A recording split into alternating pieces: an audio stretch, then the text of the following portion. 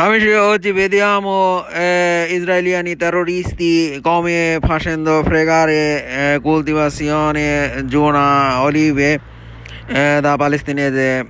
Adesso vediamo quello video come che ha fatto stronzi con palestinesi, quello ebraici, pure militari israeliani aiutando quello terroristi israeliani. Loro facendo blocco giuna ovest banca che questo giuna dentro non può entrare palestinese musulmani e così dove che vivono palestinesi musulmani in ovest banca e loro facendo questa cosa una cosa grave, quello che coltivazione di olive.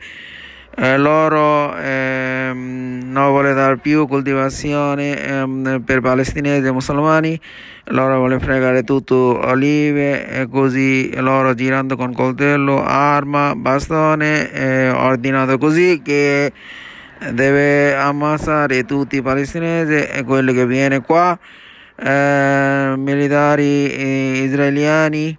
Pure facendo aiuto e facendo controllo tutto palestinese in ovest banca.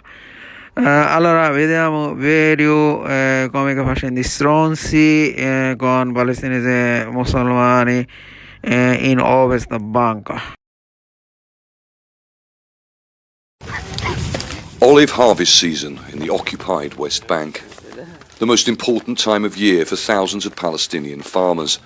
Many have owned land and farmed these rocky slopes for generations. Israeli settlers have set up an illegal outpost on the hill and blocked the road with concrete and earth. A drone flies above, watching the Palestinian farmers' every move. We came here today to pick our olives, but there's a barrier across the road, so we can't go in or get our cars up there. The Israeli settlers and military are over there, around our olive trees, so we're scared to go in. This video shows Israeli settlers attacking Palestinian olive pickers and destroying their property, beating and chasing them from their fields.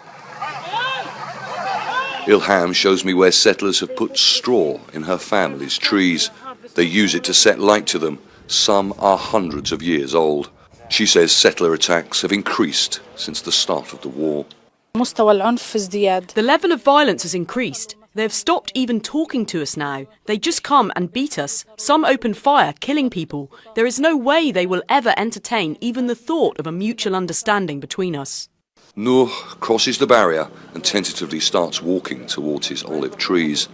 Israeli soldiers near the hilltop settler outpost begin descending the slope towards him. An armoured vehicle moves down the road.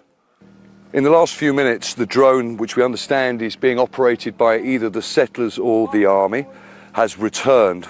Noor tried to get to his fields, but the local mayor here has told him to come back because the Israeli military in an armoured vehicle have come down this road and parked, if you can see, just beyond those trees. Settlers set fire to this Palestinian car close by. The Hebrew graffiti on the wall is a threat to kill or kick out Palestinians from this area. Sharif Hamid finds it hard to walk because he says a group of armed settlers beat him using iron bars. We came like we do every day early in the morning. They had a drone above us filming.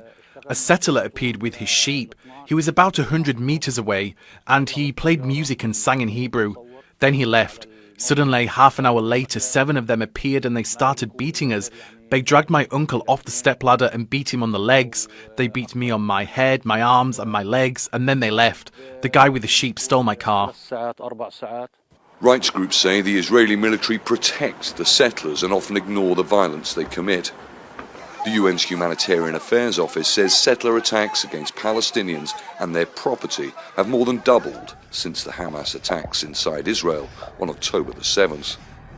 At least 7 a day, many involving firearms. This season, the terrorist settlers are organized. They come, they beat us, they take our cars and destroy them. They are armed. They have killed more than one person here in this area. Every year, their violence gets worse. Every year, they get closer to where we live. Palestinian olive farmers have suffered decades of increasing restricted access to their lands and Israeli settler attacks. This year, like every year, they pick what they can. Many more scared than ever before. Charles Trafford, Al Jazeera, Burqa, in the occupied West Bank. Amici, prossimo video noi vediamo corva che ha fatto bandiera di israeliani.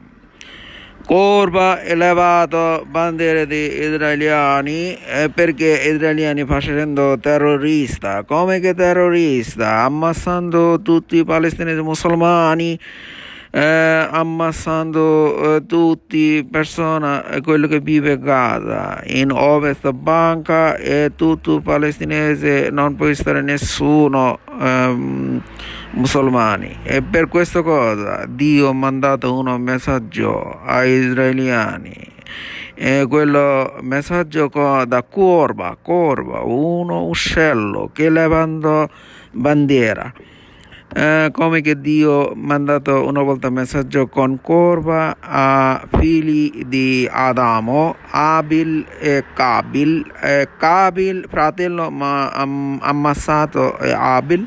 Dopo non sapeva che deve fare, come deve mettere a terra, sottoterra, a fratello Abil. Dio ha mandato un messaggio con corva, ha mandato corva e che uno è morto corva è levato a terra e quello corpo di altra morto corva messo sottoterra. Quello cosa ha visto Cabil e messo dopo suo fratello uguale sottoterra. Così informazione mandato pure per gli israeliani che corva levando bandiera di terrorista israeliani. Allora vediamo quello video prossimo. אנרכיסט, הלו! עזוב את הדגל, בחייאת. אני בשוק. עורב, מה? אני בהלם. אני בשוק. This crow wants to convey a message to us with this action. Is it a coincidence that the crow dropped such a flag? Among the multitude of flags, is it a coincidence that this crow dropped a flag called Israel's flag? So what does it want to say? Think about it for a moment. This crow says to the Islamic Ummah, "Are you so weak that you can't eliminate a government in the name of Israel that violates your honor, your land, your values, and your property and has occupied your land? Considering that your population has exceeded 2 billion and Israel's population is 9 million. If you notice, similar to this incident, in verses 27 to 31 of Surah Anam, the story of Adam's children, Habil and Qabil, is narrated that Qabil killed his brother, and after that, he didn't know what to do with his brother's body. After that, God sent a crow that was searching on the ground, and after searching, it buried the dead body of another crow. After that, Qabil said, "Am I so weak that I buried my brother's body like this crow?" After that, Qabil regretted what he did. In fact, this crow's action isn't accidental, but God has ordered it to send a message to Muslims that don't forget your unity and brotherhood. If you are united and believe in Allah, no one will defeat you. But unfortunately, today the Islamic Ummah is scattered and has no unity. Each of them has adopted their own flag, nationalism, and geography. Everyone can have their own justification for this incident, but the closest and most appropriate justification is this.